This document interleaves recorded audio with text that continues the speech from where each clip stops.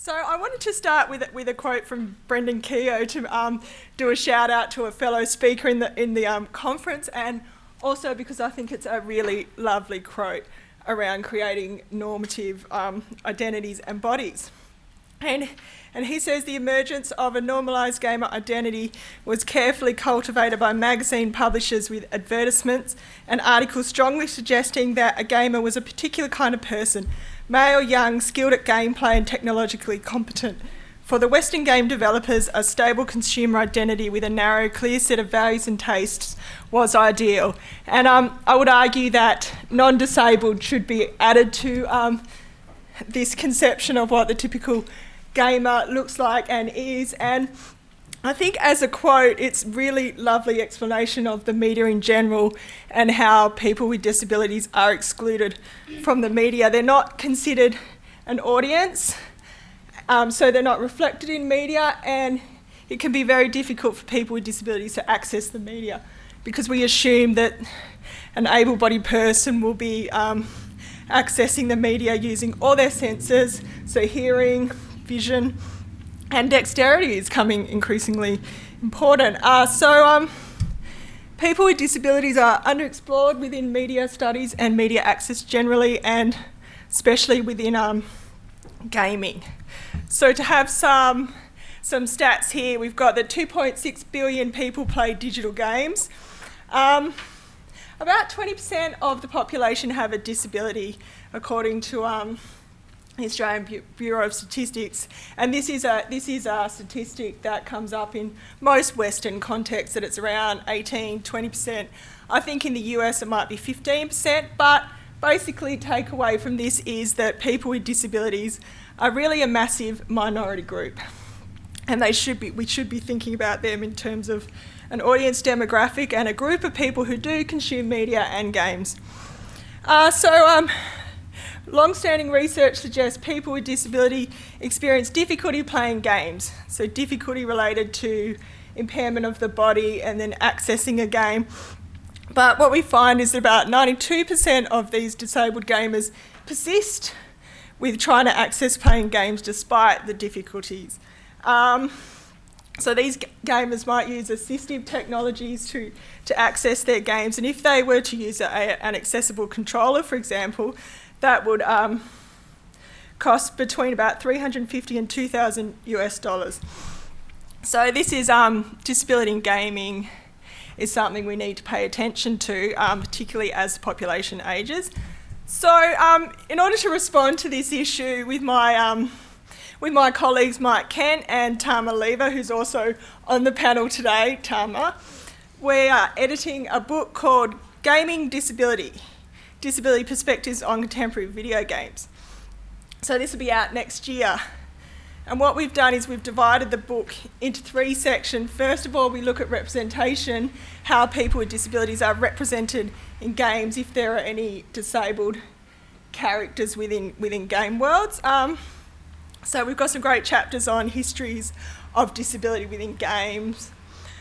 We've got a few chapters on Mass Effect 2, other chapters that look at whether able-bodied players actually choose a disabled avatar within a game world, and also for people with disabilities how empowering this can be to see a disabled avatar within a game world that they can use. We're also looking at digital access and design, so we've got a few interviews in the book with game designers who do think about the way people with disabilities access games and design their games to facilitate that, and they talk about their motivations, and it seems to be if they have some kind of experience with disability or if someone they love has. So this personal aspect does seem to come into it. And last section of the book is on inclusive communities, so groups of people with disabilities engaging in gameplay and forming communities around that to help other people out, and people with disabilities identifying with particular games. So today I'm going to be talking about access and exploring the idea that people with disabilities do have difficulties accessing games. I'd like to thank my research assistant Kaiti Kaur for her research on this talk. I'm going to be going through in the next few slides. So this is a lit review of disability in gaming over the last few years. And so four main themes come across in the academic literature around digital games. The first being understanding the needs of players with disabilities. And second is the need for the industry to include accessibility. A large body of the literature looks at medical aspects of games or having games for therapy, for physiotherapy. And the final area is education.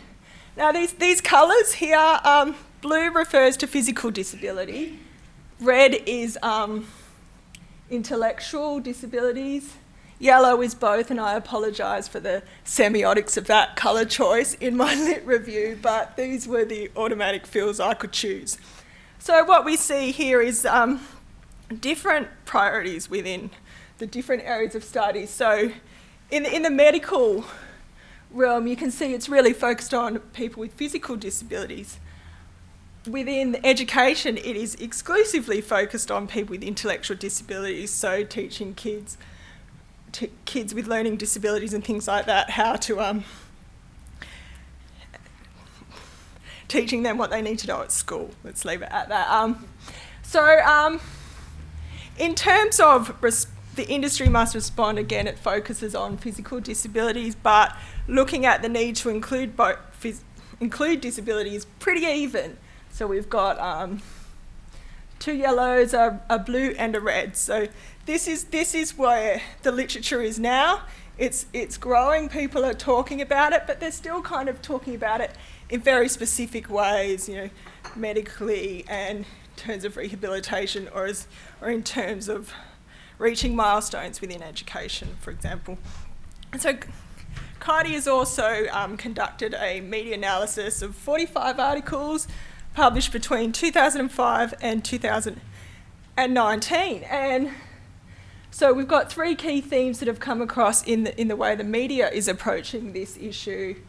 Is the top one being player-based hacks, so players with disabilities are coming up with their own hacks and their own way of accessing games. We had 16 articles on that.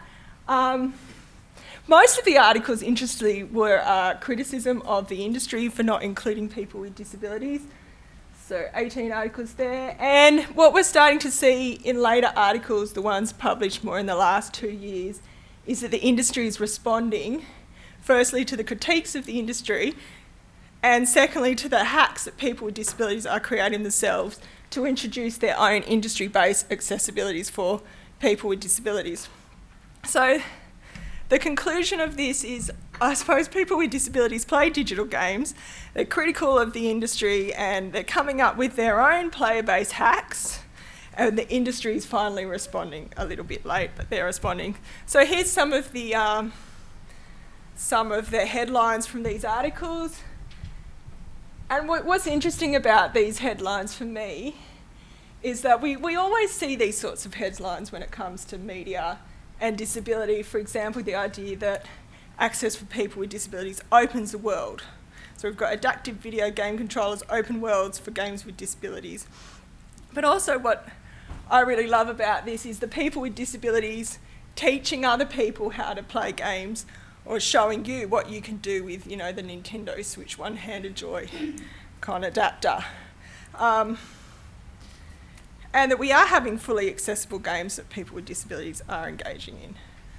So I think we can take 2 arguments towards people with disabilities accessing digital games, and the idea of accessibility as literacy is, first, it's an ethical argument. It's the right thing to do, that people with disabilities should be able to access digital games, right? It's just the right thing to do. The second argument I'm more interested in is the innovation and the future of technology argument. And so I was reading an article actually on the weekend that suggested that since your last birthday, you are about 1% less able to navigate a website. So if you think about that, just as you age, it's my birthday in a couple of weeks, and apparently my productivity online has gone down. So, you know, as we age as population, this came up towards the end of the last session, these accessibility features for people with disabilities are going to become more important. And also, access for people with disabilities, I bet you're all using them already without even thinking about it, like an electric toothbrush, you know, Siri, navigation in your car. These are all features designed for people with disabilities that have been embraced by the mainstream. And so if we think about at the moment when they're introduced for people with disabilities, they become the future of technology. So looking at the kinds of game-based accessibility features introduced by both industry and gamers with disability, this could become the future of gaming and how we access media going forward. So because I stock photos do not lie, I've decided to finish my talk with a stock image I found online on the weekend. So when I put in disabled gamer, what came up were a lot of blokes, a lot of men, you know, playing games, and the veteran was pretty popular. But when I put in earlier in my talk, when I was finding a shot for this slide, let me go back to it, when I was talking about the typical gamer, I was expecting, you know, young, white, technologically savvy people to show up. There was very, very diverse, actually, the stock photos that came up. You know, they were women, people of colour, no disabled people, though, in that. But so, to finish on a picture of a disabled gamer, I think we're in danger of a new image showing up, and that is of the masculine guy in a wheelchair playing a game with his child. And what really horrified me about this picture was the woman in the background with the duster. Who does that? I don't know. And while I was writing the talk, all my family was in the room on their devices, all playing games, while I was working on a talk about gaming. And that's really all I wanted to say today, and introduce you to the idea of disabled gamers.